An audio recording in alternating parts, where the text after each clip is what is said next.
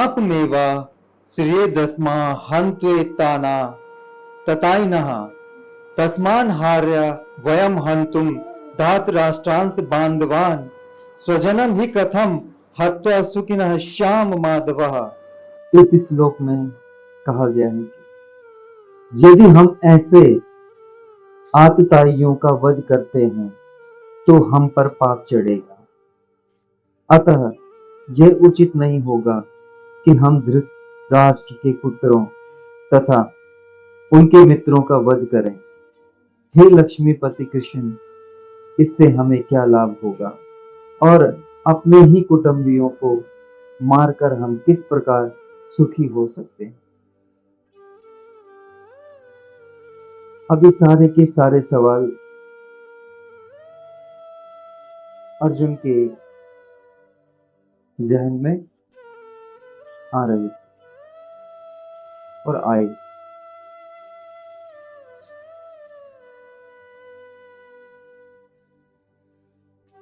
वैदिक आदेशानुसार आतताई 6 प्रकार के होते हैं।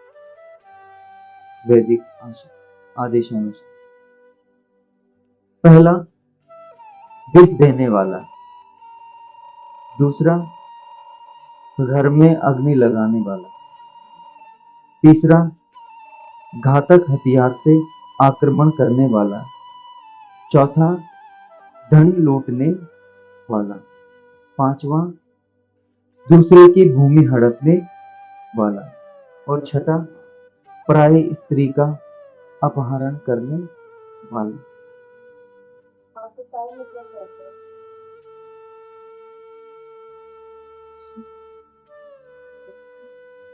आप कह सकते हैं दुष्ट पुरुष कह सकते हैं, ठीक है, अधर्मी कह सकते हैं। ऐसे आतताइयों को तुरंत वध कर देना चाहिए, क्योंकि इनके वध से कोई पाप नहीं लगता। आतताइयों का इस तरह वध करना किसी सामान्य व्यक्ति को शोभा दे सकता है, किंतु अर्जुन कोई सामान्य व्यक्ति नहीं है, वह स्वभाव से साधु है। अतः वह उनके साथ साधुवत व्यवहार करना चाहता था, किंतु इस प्रकार का व्यवहार क्षत्रिय के लिए उपयुक्त नहीं है। यद्यपि राज्य के प्रशासन के लिए उत्तरदायी व्यक्ति को साधु प्रकृति का होना चाहिए, किंतु उसे कायर नहीं होना चाहिए। उदाहरणार्थ, भगवान राम इतने साधु थे कि आज भी लोग राम राज्य में रहना चाहते हैं, किंतु उन्होंने कभी कायरता प्रदर्शित नहीं की। रावण आतताई था, क्योंकि वह राम की पत्नी सीता का अपहरण करके ले गया था, किंतु राम ने उसे ऐसा पाठ पढ़ाया जो विश्व इतिहास में बेजोड़ है। अर्जुन के प्रसंग में विशिष्ट प्रकार के आतताइयों से भेंट होती है। ये हैं उसके निजी पितामह, आचार्य, मित्र, पुत्र, पौत्र इत्यादि। बिल्कुल हो सकता है कि यहाँ पे अर्जुन के लिए इसलिए ये ज्यादा भावपूर्ण है क्योंकि यहाँ पर उसके सारे अपने ही खड़े हैं। भगवान राम ने अगर मारा तो रावण को मारा, और रावण कोई अपने परिवार का था नहीं।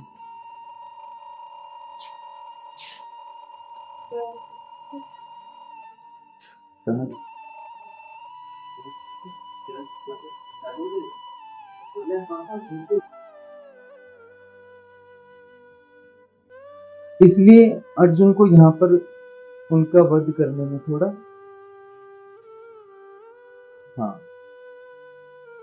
संशय हो रहा है या करुणा भाव उत्पन्न हो रहा है।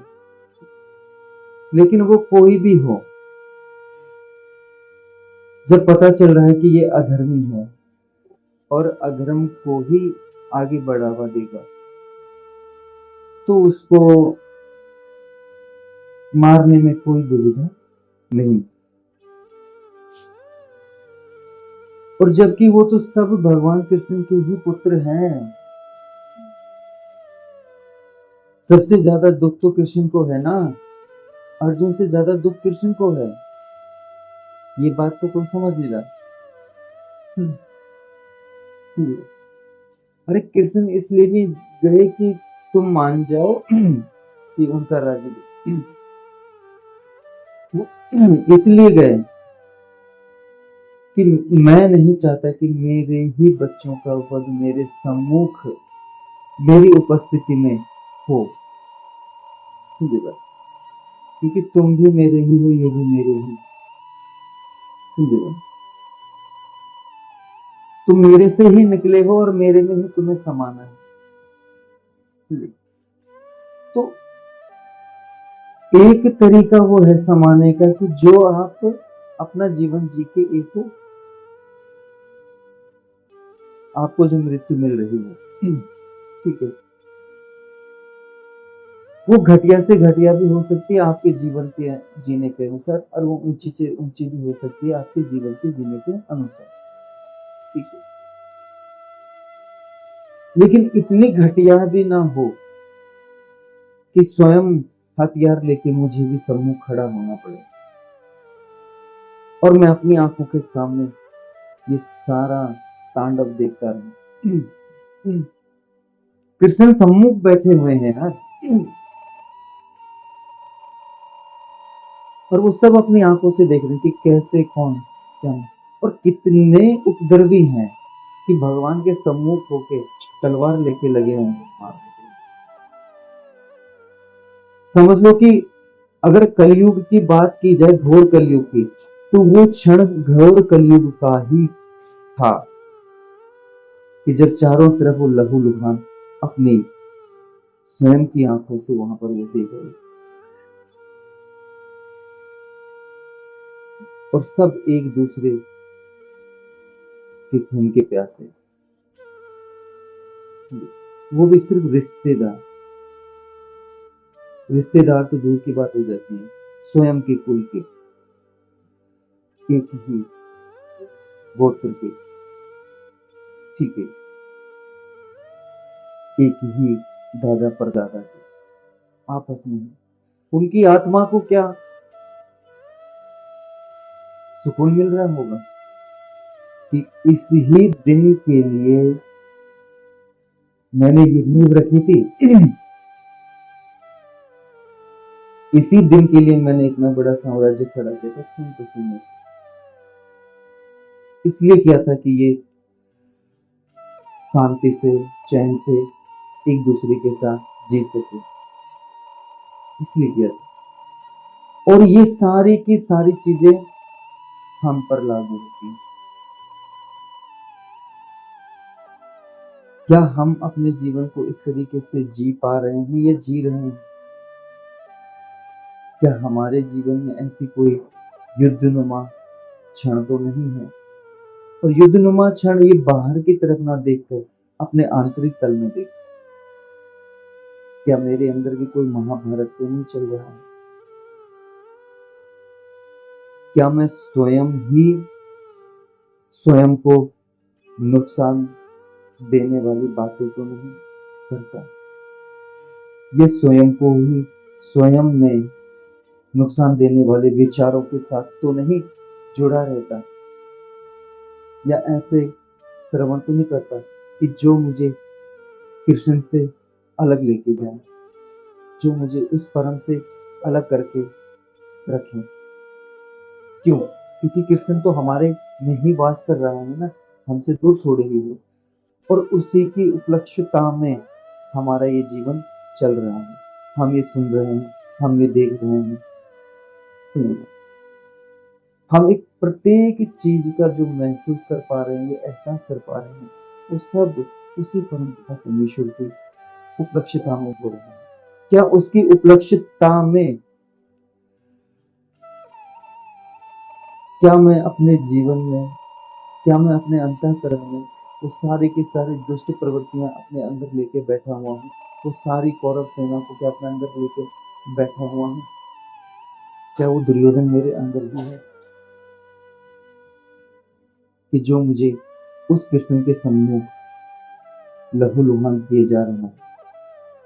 लहूलुहान का मतलब यही हुआ कि हमारे विचारों के कारण हमारी बुद्धि भ्रमित होना, हमारी बुद्धि का भ्रमित होने के कारण हमारा गलत व्यवहार करना, हमारे गलत व्यवहार करने के कारण हमें उसके गलत परिणाम मिलना, और गलत परिणाम मिलने के कारण क्या हो? जीवन का विनाश। समझे बात? तो सारा का सारा जो कुरुक्षेत्र का मैदान, ये शरीर एक कुरुक्षेत्र का ही मैदान है। सीधी ये ईर्ष्या, द्वेष, अहम, सारे के सारे यहाँ एक कौरव बन के बैठे हुए हैं।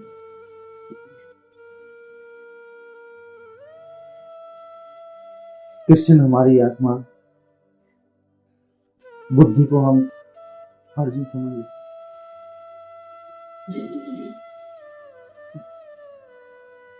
कहीं दूर नहीं, सब इसी में। इसीलिए तो भगवान ने कहा कि मैंने तुम्हें दे दिया है, समझे बात? ये तुम्हें दे दिया है, अब तुम जानो,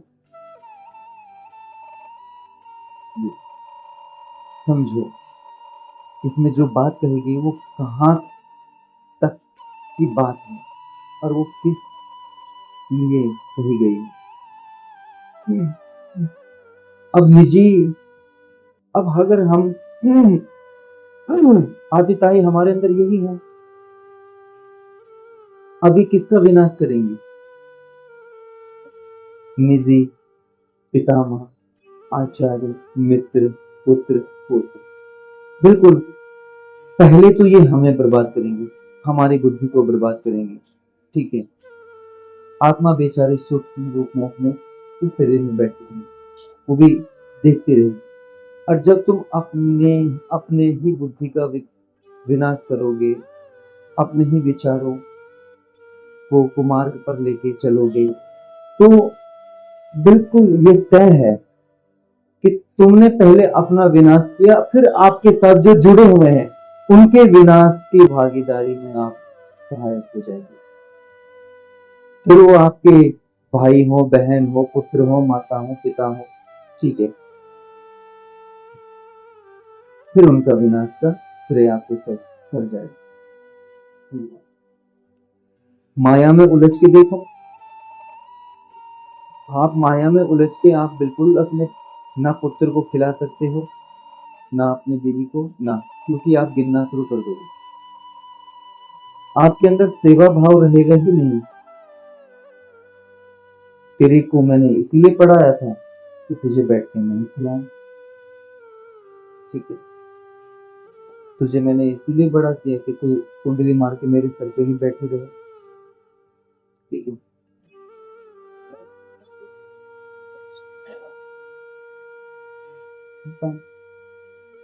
तो ये सारे की सारी चीजें, और फिर बात क्या आती है? समाज। और समाज कौन? तुम्हारे ही जैसा। समाज कौन? तुम्हारे ही जैसा। जैसी तुम्हारी प्रवृत्ति, जैसे तुम बने हुए हो, वैसे ही तुमने क्या कर रखा? अपने समाज का भी निर्माण कर रखा है, और उसी समाज ने तुम्हारा निर्माण कर रखा है, समझे? वो समाज चारों तरफ से इस तरीके से आपसे मिला हुआ है, घुला हुआ है कि वो आपको एक ऊंची राह पर जाने ही नहीं देगा। जैसे ही आप आगे कदम बढ़ाओगे तो समाज किसी ना किसी रूप में आपके समक्ष आ जाएगा। समाज, प्रत्येक चीज समाज,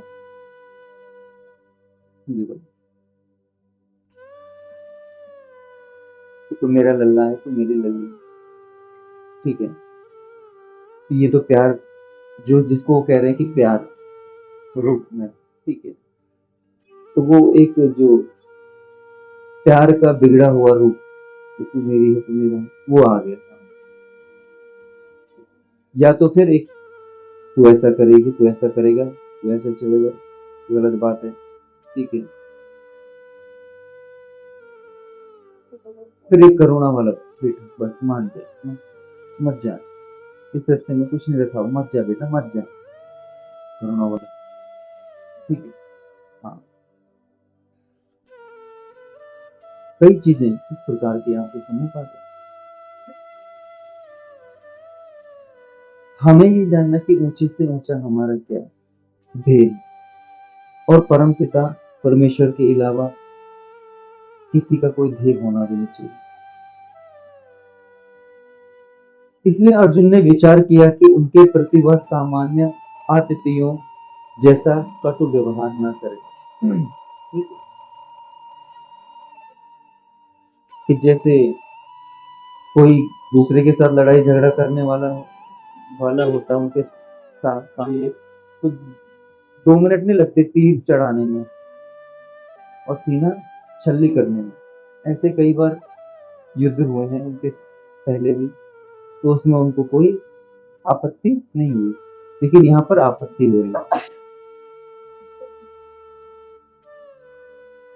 इसके अतिरिक्त साधु पुरुषों को तो क्षमा करने की सलाह दी जाती है। साधु पुरुषों के लिए ऐसे आदेश किसी राजनीतिक आपातकाल से अधिक महत्व रखते हैं। इसलिए अर्जुन ने विचार किया कि राजनीतिक कारणों से स्वजनों का वध करने की अपेक्षा धर्म तथा सदाचार की दृष्टि से उन्हें क्षमा कर देना ही श्रेष्ठकर होगा। अतः क्षणिक शारीरिक सुख के लिए इस तरह वध करना लाभप्रद नहीं होगा।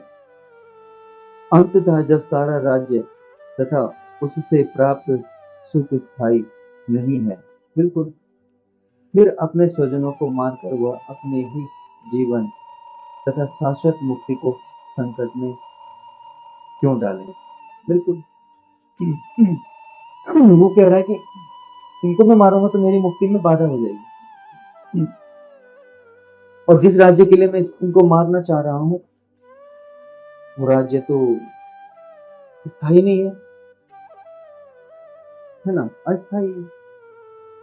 कि कुछ समय के लिए मैं, फिर उसके कुछ समय बाद मेरा पुत्र, उसके बाद उसका पुत्र, क्या फायदा। और एक समय ऐसा आएगा कि पीढ़ी भी नहीं बची, कुल भी नहीं बचा, और एक समय ऐसा आएगा कि युग ही नहीं बचा।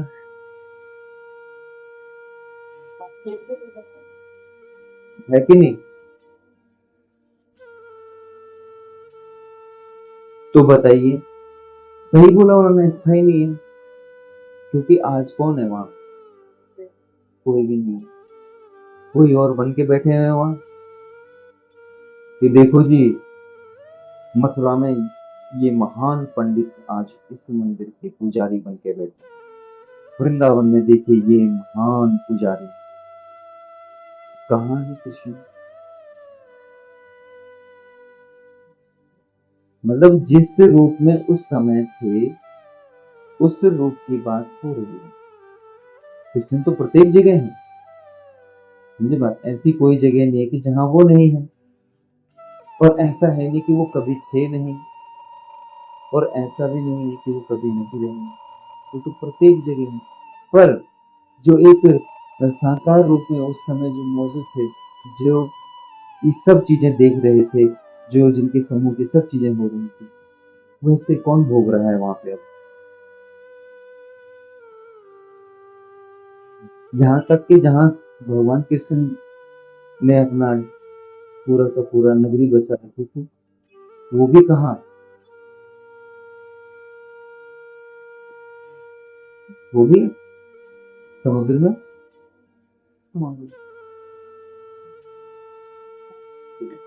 उन्हें पता है कि आगे आने वाली लालची है, समझे बात, और गंध है।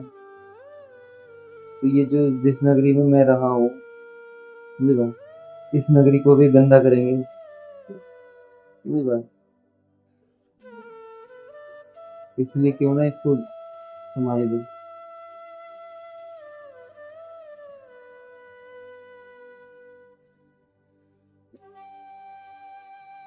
एक चीज तो है कि जहां वो अपना उच्चतम से उच्चतम जीवन जिए, वो चीज नहीं बची, है ना। द्वारका में उन्होंने अपना ऊंचा जीवन जिए थे जब वो बिल्कुल प्रौढ़ हो गए थे, और जहाँ, लेकिन वो चीज नहीं बची, लेकिन जहाँ उन्होंने बाल अवस्थाएं और ये सब चीजें जी हैं, वो चीजें हैं, है ना।